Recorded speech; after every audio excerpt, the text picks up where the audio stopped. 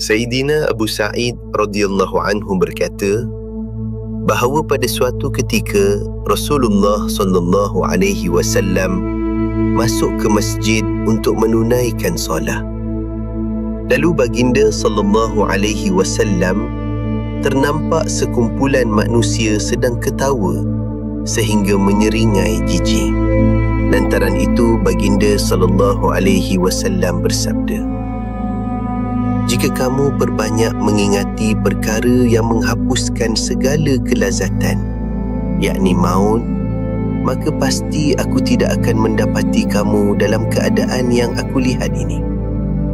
Oleh sebab itu, perbanyakkan mengingati perkara yang menghapuskan segala kelazatan, yakni maut. Ini adalah kerana tiada suatu hari pun yang berlalu kecuali kubur mesti menyeru, 'Aku rumah asing, aku rumah sendirian, aku rumah debu dan aku rumah ulat.' Apabila hamba yang mukmin dikebumikan, maka kubur berkata kepadanya, 'Selamat datang dan alangkah baiknya kedatanganmu. Antara manusia yang berjalan di atasku, engkaulah orang yang paling aku kasihi. Pada hari ini, engkau telah diserahkan kepadaku dan engkau telah datang kepadaku, maka engkau akan lihat layanan baikku. Selepas itu, kubur akan meluas sejauh mata memandang, dan satu pintu ke arah syurga akan dibuka untuknya. Apabila dikebumikan seorang hamba yang berdosa atau yang kafir, maka kubur akan berkata kepadanya, 'Tiada ucapan selamat datang untukmu, dan alangkah buruknya kedatanganmu. Antara manusia yang berjalan di atasku, engkaulah orang yang paling aku benci.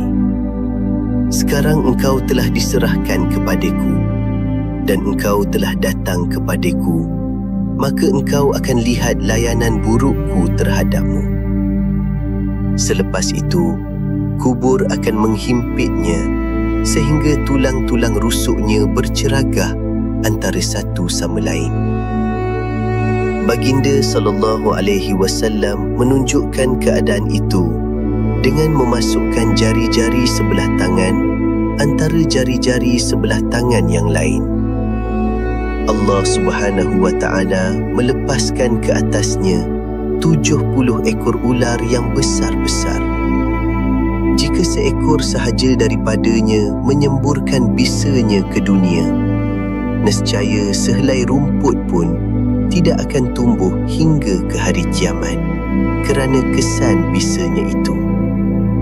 Ular-ular itu akan terus mematuk dan menggigitnya sehingga ke hari kiamat.